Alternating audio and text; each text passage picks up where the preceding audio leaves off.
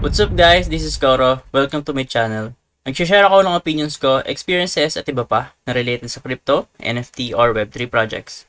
I'm a part of Marites Gaming Guild and Zen Talpakan Guild, mga community na tumutulong para ma-educate ang mga tao about crypto and investing. Hindi kami mga financial advisors at nandito lang kami para tumulong sa inyo. Mandatory pa din na you do your own diligence. So without further ado, let's dive right in.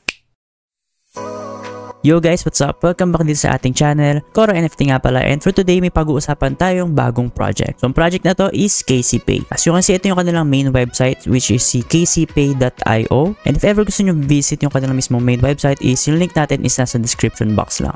So ang focus ng aking video ngayon is yung paliwanag kung paano gumagana si KCPay, kung paano tayo makakuha ng free KCPay token or KCP tokens. If ever gusto nyo scan yung mismong kanilang website, yun nga, ililive ko sa description yung kanilang mismong link. So proceed tayo. Syempre unang-una is kailangan mo ng mismong mobile phone. As you can see, ito yung aking mobile phone. So syempre open ka ng Google Play Store and search mo yung KC Network or KC. So dapat ito yung icon niya. So makikita dyan yung reviews and 4.6 yung stars nila. So install mo yan, tapos after mo install, i-open mo siya. And then guys, upon opening, ang pipili natin dito is yung create ID chain or create chain ID. So click natin yan. So after that guys, may ma-generate above na chain ID, which is wag nyo ililik kahit kanino. So yung akin is tatakpan ko dito. So ikakopy mo yan para ma-recover mo siya if ever kailangan mag-import ng chain ID. So if ever familiar ka dito sa mga crypto wallet, para siyang seed phrase. So syempre kapag magse-setup tayo, meron din tayong kailangan password. So input tayo ng password natin, then create natin yung ID. And daw nga pala guys, dun sa ating invitation code is ilalagay ko na lang sa ating description box kung ano yung invitation code na lalagay mo para makatanggap ka ng 200 KCP tokens.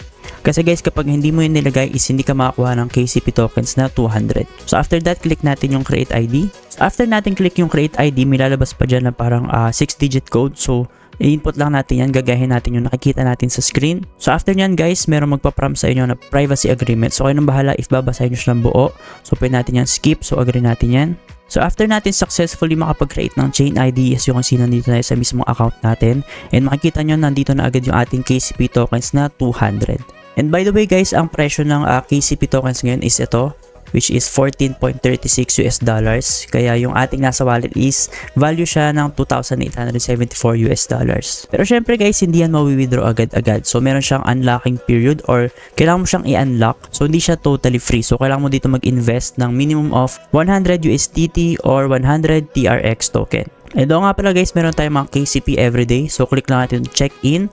So once na-click mo yung check-in, magkakaroon ka ng bonus na 1 KCP token everyday. As much as possible, dapat mag-login kayo everyday. So if ever guys, hindi mo nalagay invitation code kanina tapos wala ka natanggap na KCP tokens, huwag ka mag-alala kasi click mo lang tong bind. So after clicking bind, makikita mo dyan yung mismong lalagyan mo ng invitation code. So input mo lang invitation code na nasa description box natin. Tapos i-bind mo siya. Tapos makaka-receive ka na ng 200 KCP tokens.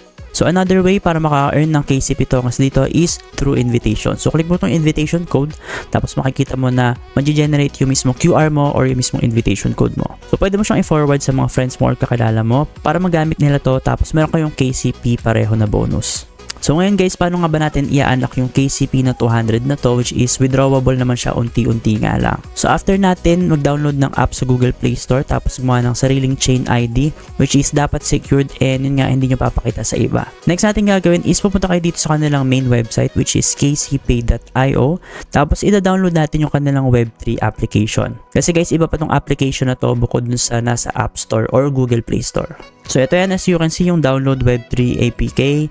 So after mo click yan, install mo lang yan, tapos open natin. So guys, after mo siya install, ganito yung mismong application niya. So yung KC na nasa kaliwa, yung orange, yung mismong icon niya, is yun yung galing Google Play Store. Tapos yung nasa kanan naman na color blue, yung KCP na nakalagay, yun yung Web3 application nila galing sa kanilang website. So click natin yan para ma-open. So after that guys, makikita nyo dito na meron tayong pagpipilian, which is import chain ID, create chain ID, and then import private key login. So ang pipili natin dito is yung import chain ID, which is yung ginamit natin kanina or yung na-generate natin kaninang chain ID dun sa unang application. So click mo lang itong import chain ID. Ngayon guys, i-input mo to, yung chain ID mo, tapos yung chain verification code, tapos yung secure password. So iba pa yung password na to bukod sa password nung kanina, pero I suggest gawin nyo na lang siyang parehas para hindi kayo malito. Tapos guys, yung chain verification code is papakita ko sa inyo kung saan makikita. So balik kayo dito sa unang application, tapos click nyo tong parang human na tao dito sa lower right. So after nyan, click mo yung chain ID. So after mo click yung chain ID, input mo yung password mo. So after mo input yung password mo, makikita mo dyan yung mismong chain ID mo tapos yung verification code. Pwede mo siyang copy tapos i-paste mo dun sa kabilang application. So click natin tong copy. So yan guys, after mo fill upan ito, is pwede na tayo mag-login. So dapat successful to kasi kinopy lang natin lahat ng data na to mula dun sa unang application. So may lalabas ulit na privacy policy. So click lang natin yung agree. After that, makikita nyo is nakalagin na tayo sa isa nila pa nilang application. And syempre guys, andito na rin nababasa yung mismong balance natin. So sa KC Network tapos sa Web3. So as you can see sa Web3 is wala pa tayo ditong balance. Ngayon guys, ituturo ko sa inyo kung paano i-unlock yung mismong KCP tokens. So una natin gagawin is magde-deposit tayo dito ng at least 10 USDT or 100 TRX token. So as you can see, pag-click mo itong Web3, makikita mo yung balance mo, TRC20 and BEP20 which is Binance Smart Chain and Tron Network. So ako guys, mas familiar ako sa Binance Smart Chain kaya doon ako mag-transfer mula sa aking MEXC papunta dito. So para makapag-transfer guys, click mo lang tong receive. So after clicking receive, mamili ka ng chain. So ang pipiliin ko nga is Binance Smart Chain or BNB Smart Chain. Tapos after nyan, click natin itong backup now. Tapos syempre guys, itong iba-backup mo na to is huwag mo rin papakita kahit kanino. So after mo siya makopy guys, tapos i-paste mo kahit saan or i-save mo or gusto mo isulat mo siya, click mo lang yung verify backup. After nyan guys, ipapapaste niya sa'yo yung mismong kinopy mo na backup para ma-verify niya if talaga na-backup mo siya. So confirm lang natin yan. So ulitin ko guys kung papakita kahit kanino itong backup key mo na to. So after clicking confirm, okay na siya. So balik tayo dito sa una nating tab. So click natin ulit yung Web3 tapos BNB Smart Chain. So as you can see guys, ito yung mismong ating Web3 wallet which is yung BSC chain. So ito guys, ito nakikita nyo na to is yung mismong wallet natin na equivalent ng Binance Smart Chain. So if ever magde-deposit ka dito ng BNB, USDT, or KCP, is yan yung wallet na pagpapasahan natin. So make sure na tama yung ikakopy nyo and walang kulang dyan na isang letter or number kasi hindi nyo siya marireceive. So yan guys, no, as you can see, nandito tayo sa aking MEXC account. So pwede kayong gumamit ng kahit anong exchange. So sa akin MEXC yung gagamitin ko kasi dito ako may extra fund. So, kailangan kong i-deposit or withdraw dito from MEXC papunta dun sa mismong KCPay natin na wallet is USDT and BNB. So, dapat meron ka yan. As you can see, meron akong 40 USDT dito and BNB na worth at least $5. So, I think dito sa MEXC is 0.005 yung BNB na minimum withdrawal. So, kaya ginawa ko siyang 0.008. So, sa pag-transfer, sobrang dali lang pipiliin mo yung crypto na ita-transfer mo. So, syempre USDT nga.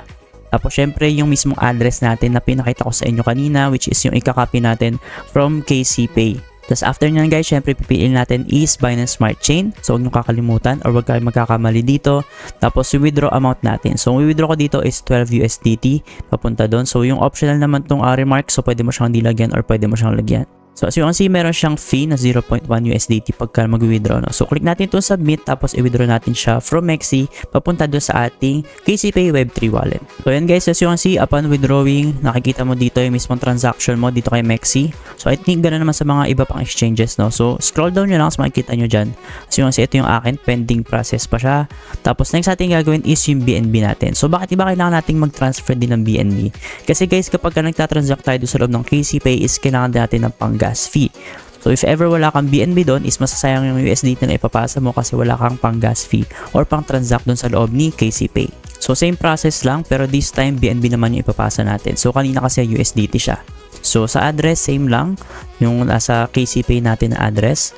So as you can see, nag-successful na siya. Meron ako natanggap na mismong email from MEXC. And then for network, syempre BSC din yung pipiliin natin. Tapos yung amount natin, so imamax ko na to. So select all. And then yung nga syempre for purpose is optional naman siya. So click natin yung submit, tapos same process lang siya. Mag-send siya ng email and notification sa phone mo if ever para ma-verify yung withdrawal mo. So yun guys, as you can see, no, upon scrolling dito sa baba, natindagan yung ating transaction. So ito yung BNB, tapos ito yung USDT. So for USDT, successful na siya. So expected na nandito na siya sa ating KCPay. So refresh natin yan. So refresh natin or i-back na lang natin pag ayaw. So back mo yan. Dito mo siya i-refresh. So click mo yung Web3. Ayan. So as you can see, pumasok na yung USDT. Tapos waiting tayo doon sa BNB na pumasok. So yan guys, no, as you can see, successful na yung pag-withdraw natin and pag-deposit natin dito ng ating funds from MEXC or kahit anong exchange na gagamitin nyo papunta dito sa ating KCPay Web3 wallet. So nandito na yung ating BNB which is worth around $4.5 tapos yung USDT natin na around $11.9 yung value. So after nyan, back tayo tapos papakita ko sa inyo yung kailangan natin gawin. So una natin gagawin or next step natin gagawin is click natin tong earn sa gitna. So after clicking earn, mamili ka dyan mga strategies na pwede mong gamitin. So meron silang mean reversion, trend following, rolling arbitrage, momentum tracking, swing arbitrage, and then high frequency trading. So pwede kayo mamili dyan ng iba't ibang strategies. So kayo nang bahala kung ano yung pipiliin nyo. Tapos doon natin lalagay yung ating USDT. So akin guys, ang pipiliin ko dito is yung mean reversion. So click ko yung mean reversion. So next naman is pipiliin natin kung USDT or TRX. So if ever ang dineposit mo dito is TRX, ang pipiliin mo syempre is yung TRX. So as yung kasi meron siyang minimum na 100 TRX. And then for USDT, meron siyang minimum na 10 USDT. Kaya ang dineposit natin is more than 10 USDT. So click natin tong USDT. Then after nyan, syempre mamili ka ng account or yung mismong chain. So KC Network, wala tayo dyan mismong pera. Sa Web3 or sa Tron naman is wala rin. So ang ating value or ating USDT is nandito kay BSC. So after nyan, kayong bahala kung gano'ng kalaki yung de-deposit nyo syempre. So ako maximum na yung lalagay ko dito, which is yung 11.9.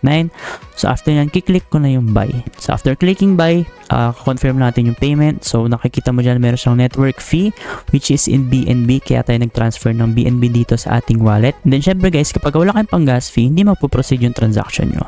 So click natin itong confirm payment. So after nyan, input mo yung password mo para secure yung mismong transaction natin. So kasi may nakalagay na operation successful. Tapos pwede tayo mag-X dito. Tapos makikita nyo na dapat is wala na dito yung ating mismong USDT. So ayan, as you can see, wala na yung USDT natin dito. Ang natira na lang is yung ating BNB na worth $4.5.